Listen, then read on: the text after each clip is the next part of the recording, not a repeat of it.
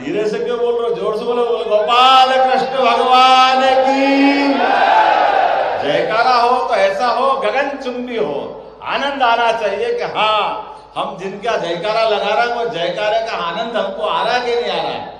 और आप सबको तो सौभाग्यशाली, बिहार के लोगों के लिए तो कई कई कारणों से मैं प्रणाम करता हूँ, आपका आनंद महसूस करता हूँ। मैं माँ क्षिप्रा के तट से आकर के गंगा के तटवासियों को प्रणाम करके उसका स्पंदन महसूस कर रहा हूँ, उसका आनंद महसूस कर रहा हूँ।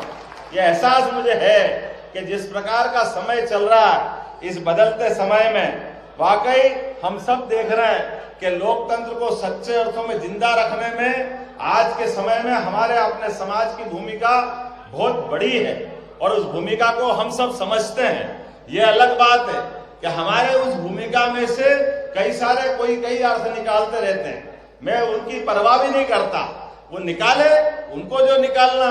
हम सब तो उस तरह के लोग हैं जिनके लिए अपने इस समाज की सेवा करते करते प्रदेश और देश की सेवा के साथ साथ भारत का मान दुनिया में बढ़े, इस दिशा में हमको आगे बढ़ने की आवश्यकता है। और यही तो हम हजारों साल से करते आए हैं और यही हमारा कर्तव्य है। इससे अलग क्या है?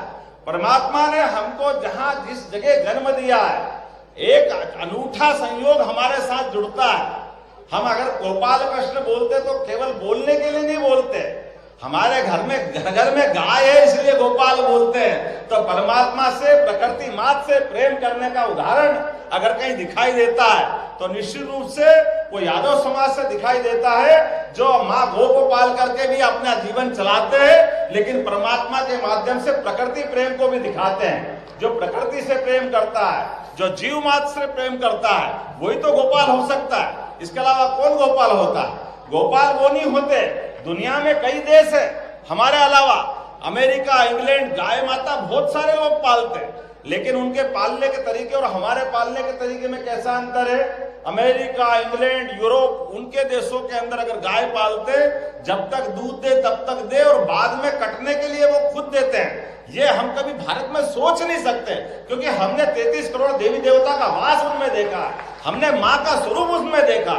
और हम तो जिनके जय जयकार कर रहे हैं उनकी कभी कल्पना करो, भगवान कृष्ण का जीवन अगर हमारी कल्पना में ध्यान में आएगा कि ऐसा बालक जिसका जेल में जन्म हुआ हो, कितने कठिनाइयों के बाद भगवान ने अपना जन्म सिद्ध किया होगा।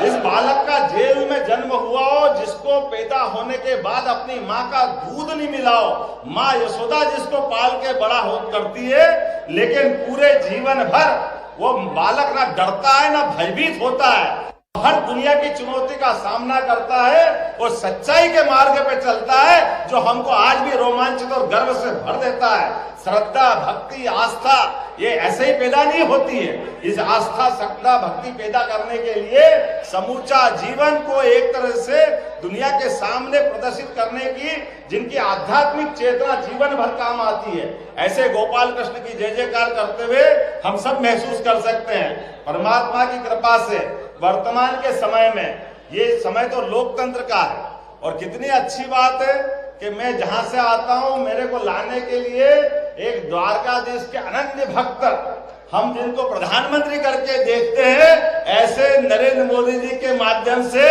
आपके इस मिल मजदूर के परिवार के बालों को मौका मिला है।